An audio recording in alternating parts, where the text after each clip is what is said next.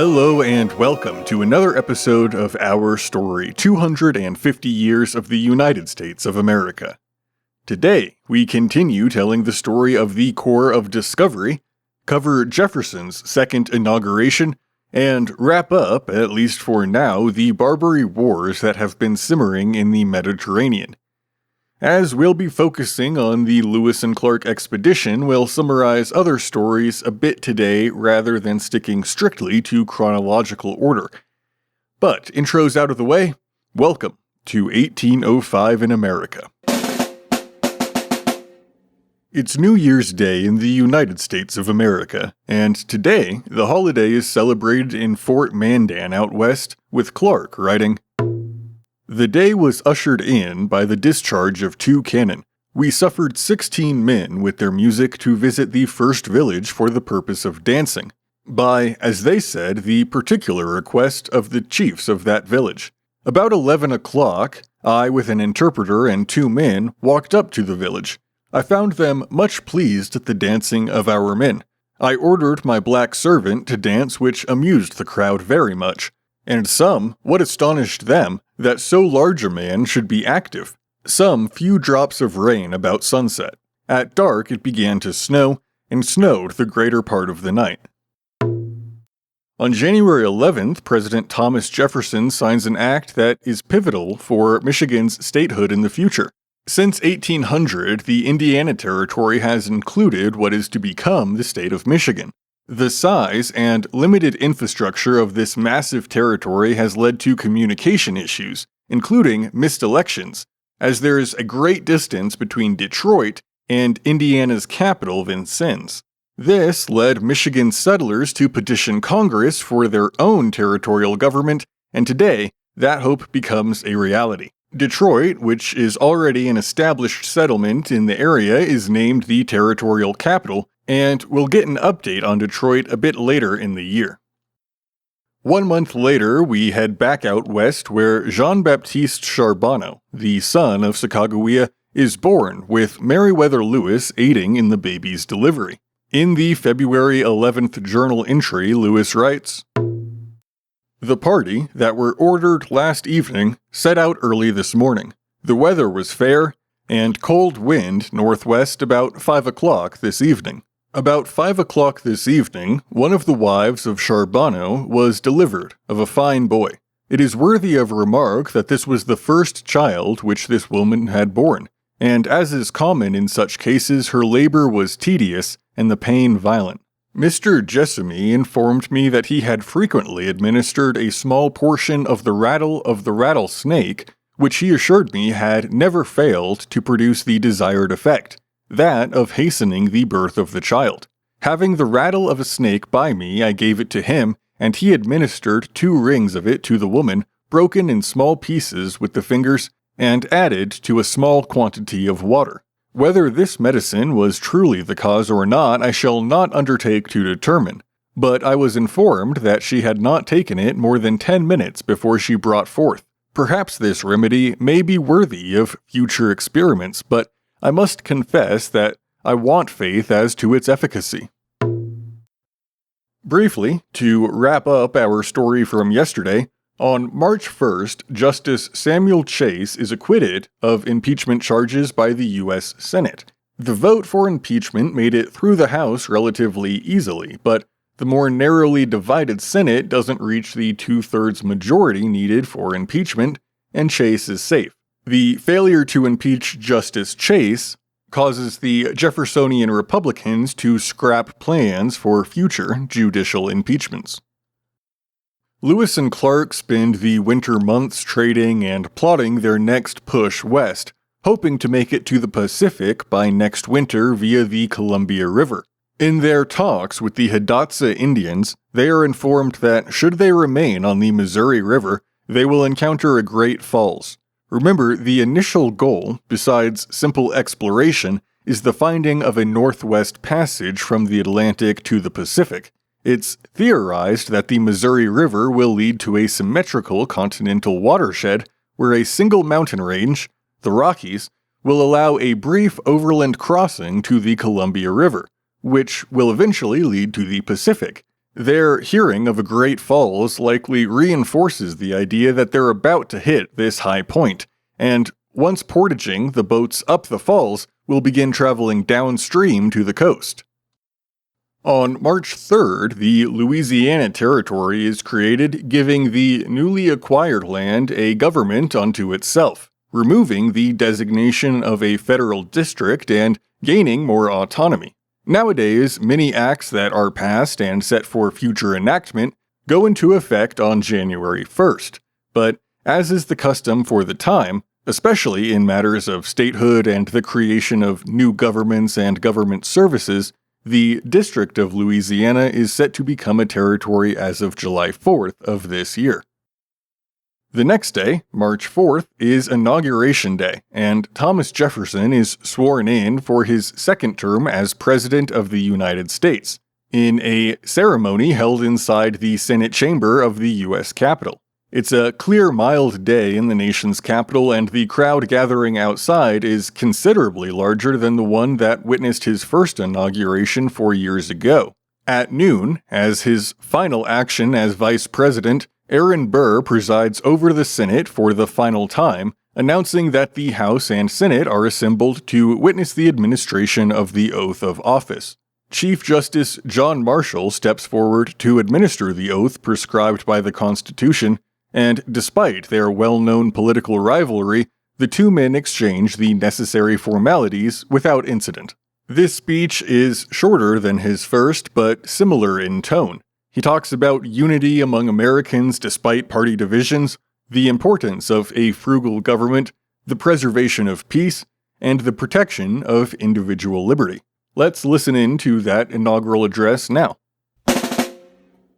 Proceeding, fellow citizens, to that qualification which the Constitution requires, before my entrance on the charge again conferred upon me, it is my duty to express the deep sense I entertain of this new proof of confidence from my fellow citizens at large, and the zeal with which it inspires me, so to conduct myself as may best satisfy their just expectations. On taking this station on a former occasion, I declared the principles on which I believed it my duty to administer the affairs of our Commonwealth. My conscience tells me that I have, on every occasion, acted up to that declaration, according to its obvious import, and to the understanding of every candid mind. In the transaction of your foreign affairs, we have endeavored to cultivate the friendship of all nations, and especially of those with which we have the most important relations. We have done them justice on all occasions, favored where favor was lawful, and cherished mutual interests and intercourse on fair and equal terms. We are firmly convinced, and we act on that conviction, that with nations, as with individuals, our interests soundly calculated will ever be found inseparable from our moral duties. And history bears witness to the fact that a just nation is taken on its word, when recourse is had to armaments and wars to bridle others. At home, fellow citizens, you best know whether we have done well or ill. The suppression of unnecessary offices, of useless establishments and expenses, enabled us to discontinue our internal taxes. These, covering our land with officers and opening our doors to their intrusions, had already begun that process of domiciliary vexation which, once entered, is scarcely to be restrained from reaching successively every article of produce and property. If among these taxes some minor ones fell, which had not been inconvenient, it was because their amount would not have paid the officers who collected them, and because, if they had any merit, the state authorities might adopt them instead of others less approved. The remaining revenue on the consumption of foreign articles is paid cheerfully by those who can afford to add foreign luxuries to domestic comforts, being collected on our seaboards and frontiers only, and incorporated with the transactions of our mercantile citizens. It may be the pleasure and pride of an American to ask, what farmer, what mechanic, what laborer ever sees a tax gatherer of the United States? These contributions enable us to support the current expenses of the government, to fulfill contracts with foreign nations, to extinguish the native right of soil within our limits, to extend those limits, and to apply such a surplus to our public debts as places at a short day their final redemption, and that redemption once effected, the revenue thereby liberated may, by a just repartition among the states and a corresponding amendment of the Constitution, be applied, in time of peace, to rivers, canals, roads, arts, manufactures, education, and other great objects within each state. In time of war, if injustice, by ourselves or others, must sometimes produce war, increased as the same revenue will be increased by population and consumption, and aided by other resources reserved for that crisis, it may meet within the year all the expenses of the year, without encroaching on the rights of future generations, by burdening them with the debts of the past. War will then be but a suspension of useful works, and a return to a state of peace, a return to the progress of improvement. I have said, fellow citizens, that the income reserved had enabled us to extend our limits, but that extension may possibly pay for itself before we are called on, and in the meantime may keep down the accruing interest. In all events, it will repay the advances we have made. I know that the acquisition of Louisiana has been disapproved by some, from a candid apprehension that the enlargement of our territory would endanger its union. But who can limit the extent to which the federative principle may operate effectively? The larger our association, the less will it be shaken by local passions, and in any view, is it not better that the opposite bank of the Mississippi should be settled by our own brethren and children than by strangers of another family, with which shall we be most likely to live in harmony and friendly intercourse? In matters of religion, I have considered that its free exercise is placed by the Constitution independent of the powers of the general government. I have therefore undertaken, on no occasion, to prescribe the religious exercises suited to it, but have left them, as the Constitution found them, under the direction and discipline of state or church authorities acknowledged by the several religious societies. The aboriginal inhabitants of these countries I have regarded with the commiseration their history inspires. Endowed with the faculties and the rights of men, breathing an ardent love of liberty and independence, and occupying a country which left them no desire but to be undisturbed, the stream of overflowing population from other regions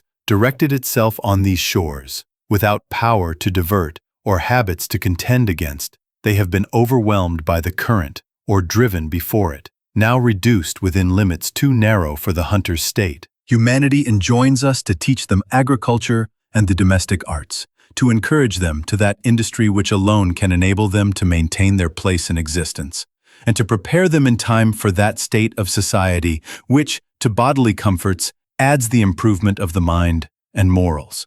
We have, therefore, liberally furnished them with the implements of husbandry and household use. We have placed among them instructors in the arts of first necessity, and they are covered with the aegis of the law against aggressors from among ourselves.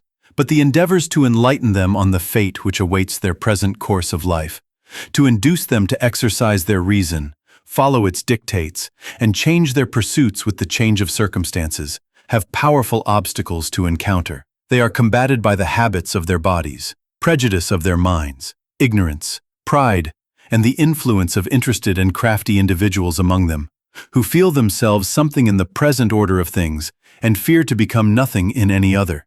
These persons inculcate a sanctimonious reverence for the customs of their ancestors, that whatsoever they did must be done through all time, that reason is a false guide, and to advance under its counsel in their physical, moral, or political condition is perilous innovation, that their duty is to remain as their Creator made them, ignorance being safety, and knowledge full of danger. In short, my friends, among them is seen the action and counteraction of good sense and bigotry. They too have their anti-philosophers, who find an interest in keeping things in their present state, who dread reformation, and exert all their faculties to maintain the ascendancy of habit over the duty of improving our reason and obeying its mandates. In giving these outlines, I do not mean, fellow citizens, to arrogate to myself the merit of the measures. That is due, in the first place, to the reflecting character of our citizens at large, who, by the weight of public opinion, influence and strengthen the public measures.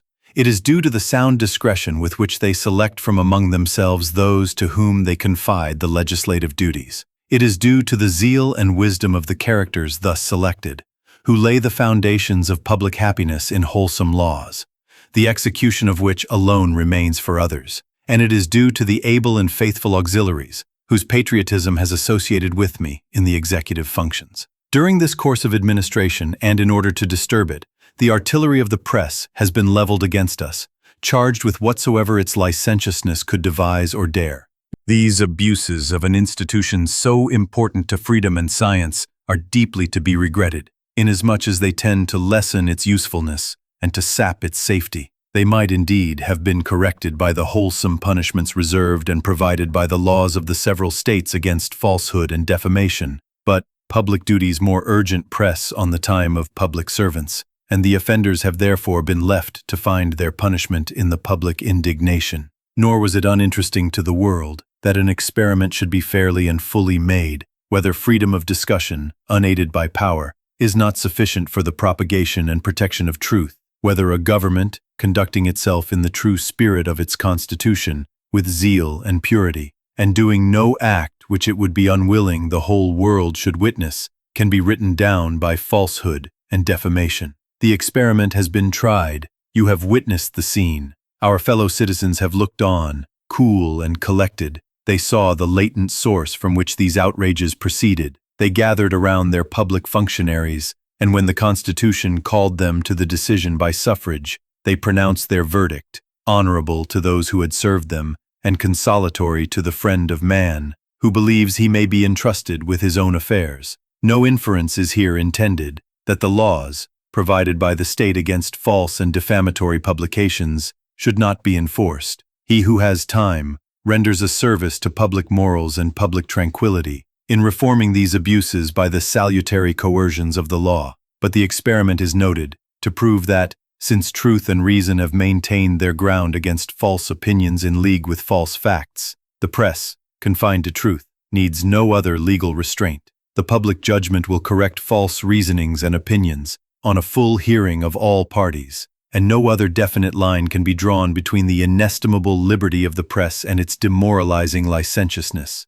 If there be still improprieties which this rule would not restrain, its supplement must be sought in the censorship of public opinion. Contemplating the union of sentiment now manifested so generally as auguring harmony and happiness to our future course, I offer to our country sincere congratulations. With those, too, not yet rallied to the same point, the disposition to do so is gaining strength. Facts are piercing through the veil drawn over them, and our doubting brethren will at length see that the mass of their fellow citizens, with whom they cannot yet resolve to act as to principles and measures, think as they think, and desire what they desire, that our wish, as well as theirs, is that the public efforts may be directed honestly to the public good, that peace be cultivated, civil and religious liberty unassailed, law and order preserved, equality of rights maintained, and that state of property, equal or unequal, which results to every man from his own industry or that of his fathers. When satisfied of these views, it is not in human nature that they should not approve and support them. In the meantime, let us cherish them with patient affection. Let us do them justice, and more than justice, in all competitions of interest. And we need not doubt that truth, reason, and their own interests will at length prevail, will gather them into the fold of their country, and will complete their entire union of opinion, which gives to a nation the blessing of harmony and the benefit of all its strength. I shall now enter on the duties to which my fellow citizens have again called me, and shall proceed in the spirit of those principles which they have approved. I fear not that any motives of interest may lead me astray. I am sensible of no passion which could seduce me knowingly from the path of justice, but the weakness of human nature and the limits of my own understanding will produce errors of judgment, sometimes injurious to your interests. I shall need, therefore, all the indulgence I have heretofore experienced. The want of it will certainly not lessen with increasing years. I shall need, too, the favor of that being in whose hands we are, who led our forefathers, as Israel of old, from their native land, and planted them in a country flowing with all the necessaries and comforts of life, who has covered our infancy with his providence, and our riper years with his wisdom and power, and to whose goodness I ask you to join with me in supplications, that he will so enlighten the minds of your servants, guide their counsels, and prosper their measures, that whatsoever they do shall result in your good, and shall secure to you the peace, friendship, and approbation of all nations. Vice President George Clinton, who succeeds Aaron Burr, takes the oath of office shortly after the president's address. After the ceremony, Jefferson quietly departs the Capitol without any formal procession in the same modest manner that has characterized his first term. On April 7th, the Lewis and Clark expedition departs their winter camp at Fort Mandan, heading west on a wide portion of the Missouri River, which has since been dammed and is now called Sacagawea Lake. Lewis writes, "Having on this day at 4 p.m. completed every arrangement necessary for our departure, we dismissed the barge and crew with orders to return without loss of time to St. Louis. A small canoe with 2 French hunters accompanied the barge. Our vessels consisted of 6 small canoes and 2 large pirogues. This little fleet, although not quite so respectable as those of Columbus or Captain Cook, were still viewed by us with as much pleasure as those deservedly famed adventurers ever beheld theirs, and I dare say, with quite as much anxiety for their safety and preservation. We were now about to penetrate a country at least 2,000 miles in width, on which the foot of civilized man had never trodden. The good or evil it had in store for us was for experiment yet to determine, and these little vessels contained every article by which we were to expect to subsist or defend ourselves. However, as this state of mind in which we are generally gives the coloring to events, when the immigration is suffered to wander into futurity, the picture which now presented itself to me was a most pleasing one. Entertaining, as I do, the most confident hope of succeeding in a voyage which had formed a daring project of mine for the last 10 years, I could but esteem this moment of my departure as among the most happy of my life. The party are in excellent health and spirits, zealously attached to the enterprise and anxious to proceed. Not a whisper or murmur of discontent to be heard among them, but all act in unison, and with the most perfect harmony. I took an early supper this evening and went to bed. Captain Clark, myself, the 2 interpreters, and the woman and child sleep in a tent of dressed skins. The tent is in the Indian style, formed of a number of dressed buffalo skins sewed together with sinews. It is cut in such a manner that when folded double it forms the quarter of a circle, and is left open at one side where it may be attached or loosened at pleasure by strings which are sewed to its sides to the purpose. To erect this tent, a parcel of 10 or 12 poles are provided, 4 or 5 of which are attached together at one end. They are then elevated, and their lower extremities are spread in a circular manner to a width proportionate to the dimension of the lodge. In the same position, other poles are leant against those, and the leather is then thrown over them, forming a conic figure. By June 1st, Captain Lewis and Clark, relying on information gathered from the Hidatsa Indians, estimate that the Corps should be nearing the Great Falls. Instead, they encounter an unexpected fork in the river, which the Hidatsa had neglected to mention. There's some serious deliberations had about which is the right way to go. One of the branches will take them further north, while the other moves south. Lewis and Clark call a vote. 31 people vote for the right fork and only 2 vote for the left. But these 2 are Lewis and Clark. Not willing to defy their men, Lewis and Clark send exploring parties up each fork a little ways and have them report back. A second vote is then taken, and the result is exactly the same. Lewis writes on the 3rd, "This morning early we passed over and formed a camp on the point formed by the junction of the 2 large rivers. Here, in the course of the day, I continued my observations as are above stated. An interesting question was now to be determined. Which of these rivers was the Missouri? Or that river which the Minatares call Amate Ars Za, or Missouri, and which they had described to us as approaching very near to the Columbia River. To mistake the stream at this period of the season, 2 months of the traveling season having now elapsed, and to ascend such stream to the Rocky Mountain or perhaps much further before we could inform ourselves whether it did approach the Columbia or not, and then be obliged to return and take the other stream, would not only lose us the whole of this season, but would probably so dishearten the party that it might defeat the expedition altogether. Convinced we were that the utmost circumspection and caution was necessary in deciding on the stream to be taken. To this end, an investigation of both streams was the first thing to be done, to learn their widths, depths, comparative rapidity of their currents, and thence the comparative bodies of water furnished by each. Accordingly, we dispatched 2 light canoes with 3 men in each up those streams. We also sent out several small parties by land with instructions to penetrate the country as far as they conveniently can, permitting themselves time to return this evening, and endeavor if possible to discover the distant bearing of those rivers by ascending the rising grounds. We'll catch back up with the Corps of Discovery when they do locate the Great Falls, but for now, throughout this summer, a number of moves in the Barbary War has led to a cessation of the war for at least now. So let's recap. Since the early days of Jefferson's presidency, the Barbary Wars have been a major source of concern and public anger. The Barbary states, Tripoli, Algiers, Tunis, and Morocco, control the northern African coast along the Mediterranean and demand tribute from nations whose ships pass through their waters. Those who refuse risk attack by corsairs, the state-sanctioned pirates of the region.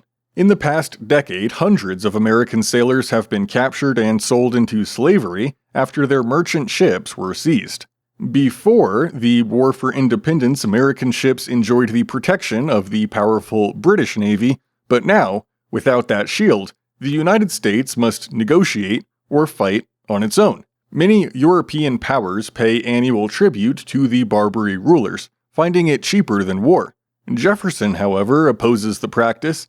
To him, buying safe passage rewards the piracy and invites more nations to try the same extortion. While the tribute payments are actually less costly than deploying warships thousands of miles away, Jefferson views the matter as a test of American sovereignty and resolve. Looking back to previous episodes, we covered that Jefferson sent the U.S. Navy into the Mediterranean to protect American merchant shipping and pressure Tripoli, which declared war on the United States in 1801. And now, 4 years later, American squadrons blockade Tripolitan ports, but the conflict remains unresolved. Earlier, in this year's spring, William Eaton, a former U.S. consul to Tunis, led a bold and unconventional mission. Acting as a combined military and diplomatic agent, Eaton planned to overthrow Tripoli's ruler, Yusuf Karamanli, by supporting his exiled brother, Hamet. Late in April, Eaton led a force of 8 U.S. Marines, about 500 hired Berber and Arab fighters, and several dozen Greek mercenaries on a grueling 500-mile march from Alexandria, Egypt, to the Tripolitan port city of Derna. That leads us to today as we catch up with this unlikely coalition of Muslims, Christians, and Americans. They arrive exhausted, but catch the defenders off guard. After fierce fighting supported by U.S. naval gunfire offshore, the city eventually falls. Eaton's men raise the American flag over Derna's fortress, marking the first time it flies in triumph over foreign soil. Eaton then turns his eyes towards Tripoli itself. Throughout May and into early June, he prepares for a march on the capital, though he doubts whether his small force can succeed against the city's defenses. Before he can test it, negotiations end the campaign. On June 4th of this year, aboard the USS Constitution, Tripoli agrees to release 307 American prisoners held since 1803 in exchange for a $60,000 ransom and the withdrawal of U.S. forces from Derna. The treaty signed ends open hostilities, though it does not completely end the payment of tribute to the Barbary rulers, something Jefferson had hoped to eliminate. Eaton, who's still on the ground, is furious, believing his victory at Derna had given the United States the upper hand and looking to push the advantage. For now, the hot war is over, but the underlying struggle over piracy and tribute will flare up again within the next decade.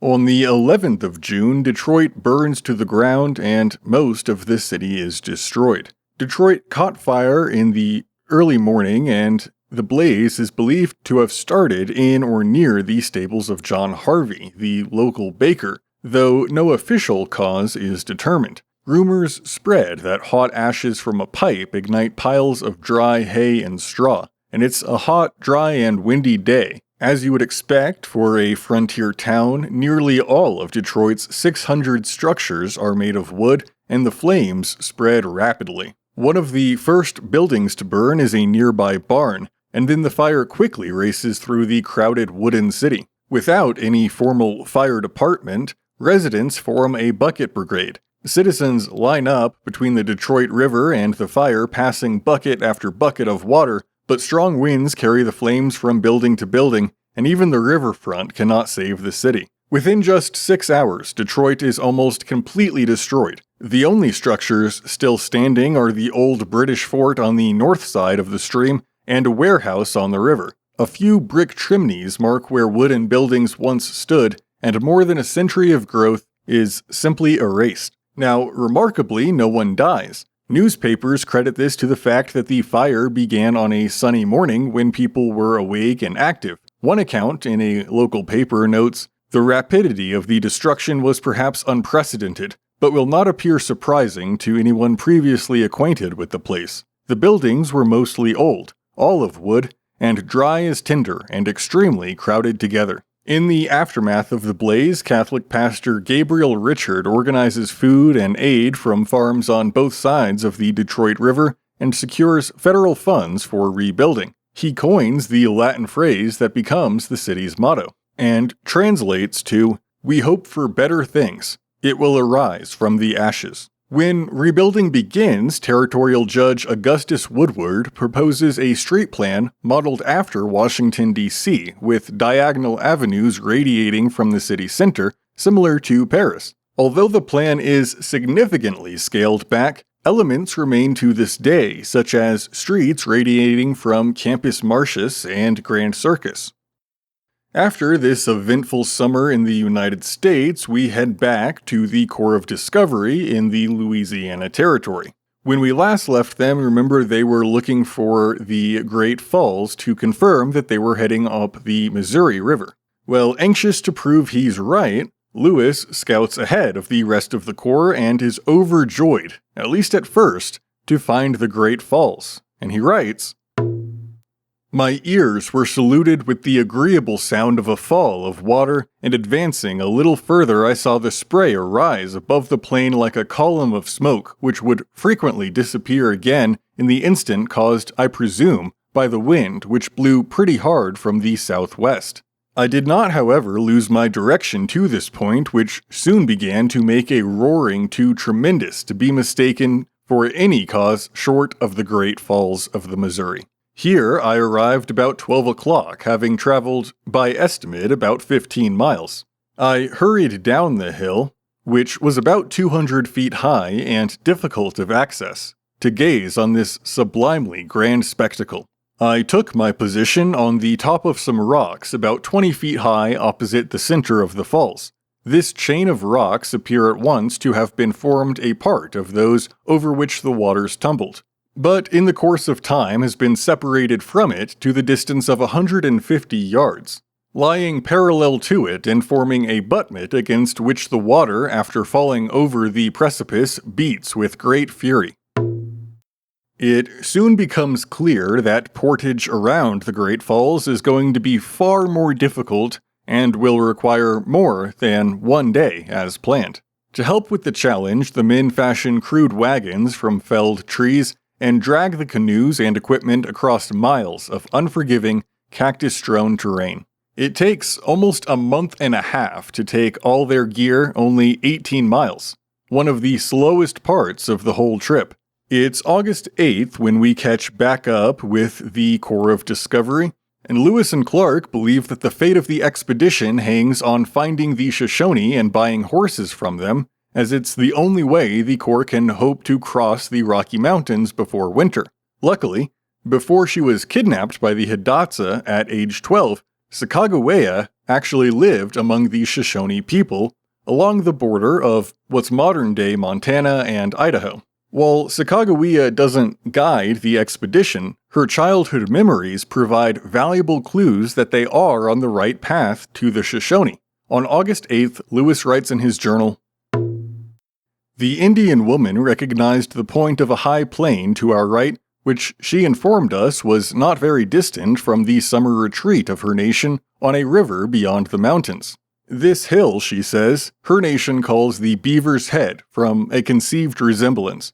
She assures us that we shall either find her people on this river, or the river immediately west of its source, as it is now all important with us to meet with those people as soon as possible." 11 days later, on August 17th, Lewis and Clark finally make contact with the Shoshone, and Sacagawea is joyfully reunited with her brother, Kamiwait, who is now the Shoshone chief, and relations with this tribe are made all the easier with this mutual respect and easy communication already established. Soon, 29 horses are acquired and loaded with the Corps' supplies. Even with the horses and a Shoshone guide named Old Toby, the crossing of the Bitterroot Mountains in Idaho proves to be the most grueling and life-threatening section of the entire journey. It's only mid-September, but now the snow on the western flank of the Bitterroots is already deep, and Old Toby gets lost. Horses slip and tumble down the mountain.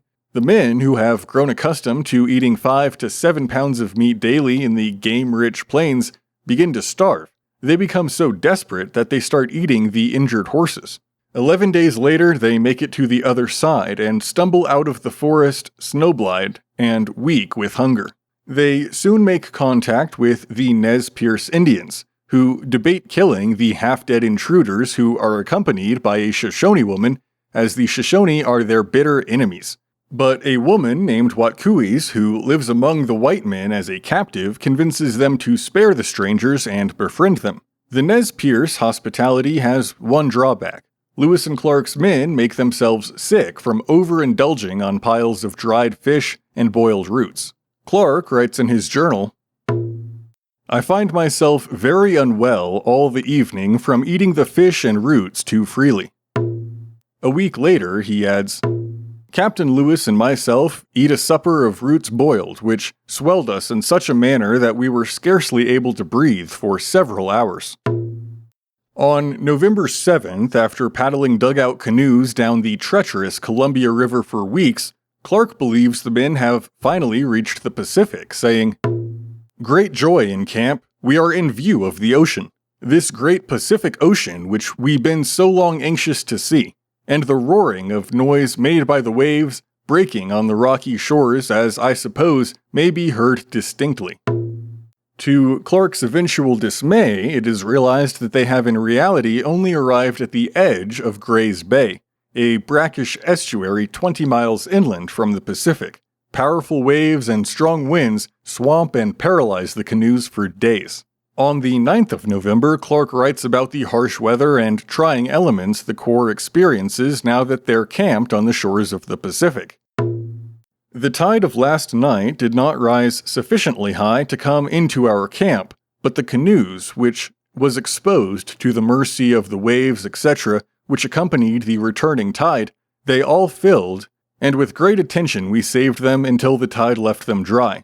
Wind hard from the south and rained hard all the forepart of the day. At 2:00 p.m. the flood tide came in, accompanied with immense waves and heavy winds, floated the trees and drift which was on the point on which we camped, and tossed them about in such a manner as to endanger the canoes very much.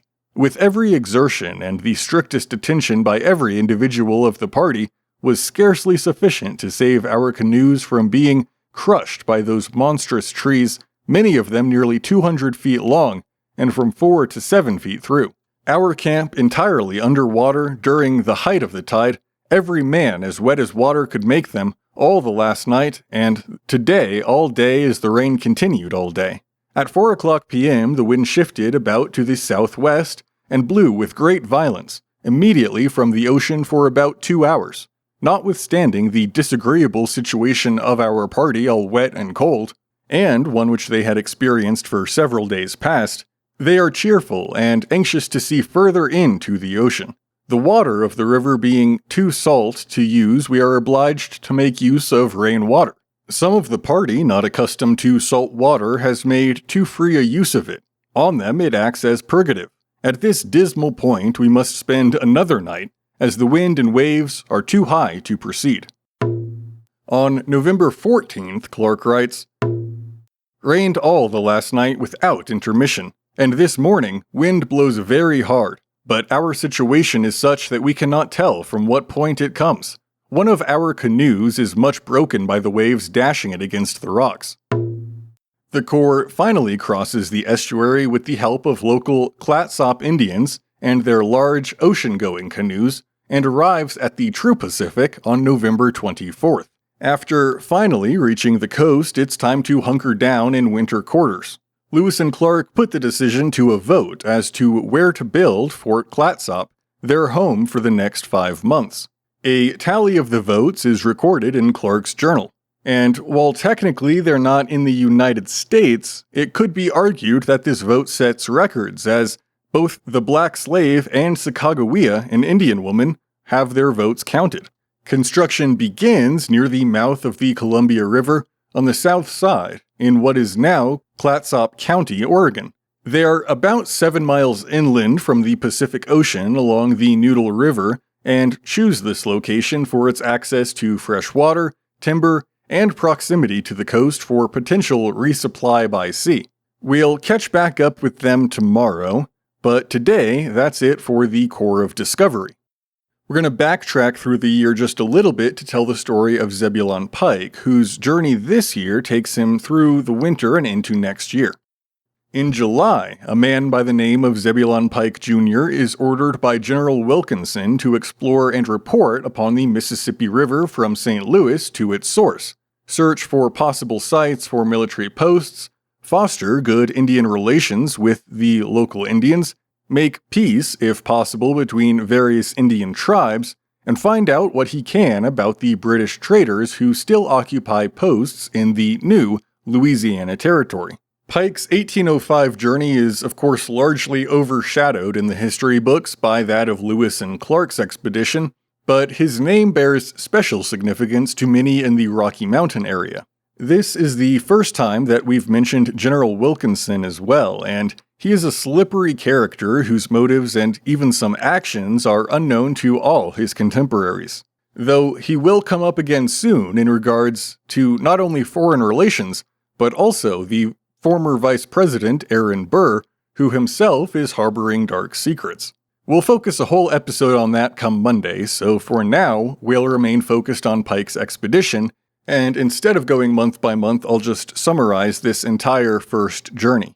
Now, like I said, Pike's goal is finding the northernmost source of the Mississippi River, and he sets out in September from the north of Iowa and navigates his boats to the vicinity of what is now Little Falls, but could get them no further. He there builds a stockade in which some of his men are left for winter, while with the rest he pushes on by land, going along the river to Lower Red Cedar Lake, then to Sandy Lake, Grand Rapids, and Pokegama Falls to the mouth of Leech Lake River, then up to Leech Lake, and finally he ventures to Upper Red Cedar Lake, which is now known as Cass Lake, and takes celestial observations and declares that this lake is the river's upper source. This is the furthest point he reaches, and he and his men do so during the worst season possible for exploration. His deduction that where he's at is the source of the Mississippi is incorrect, but for now, that's mission accomplished. He'll remarkably return safely next year, and in 1806, we'll cover his more famous journey to the Rocky Mountains and cover that in much greater detail. Well, that's all I've got for 1805. Hopefully you've been enjoying this focus on Western exploration, a little bit of a deviation from domestic politics and conflict. Tomorrow we wrap up the Lewis and Clark expedition, and like I just said, we're going to be looking into the Rockies expedition from Zebulon Pike, as well as providing some relevant updates from the year. Really do appreciate all of y'all listening to the show. If you want to help the show grow, please share the show with somebody that you know. It really does mean a lot to me that you guys engage with me. On X is probably the best way. You can, of course, email if you have something to say, and leave a review if possible, or a comment in the comments section below wherever you're listening to this. This has been our story, 250 years of the United States of America, and as always, thanks for listening.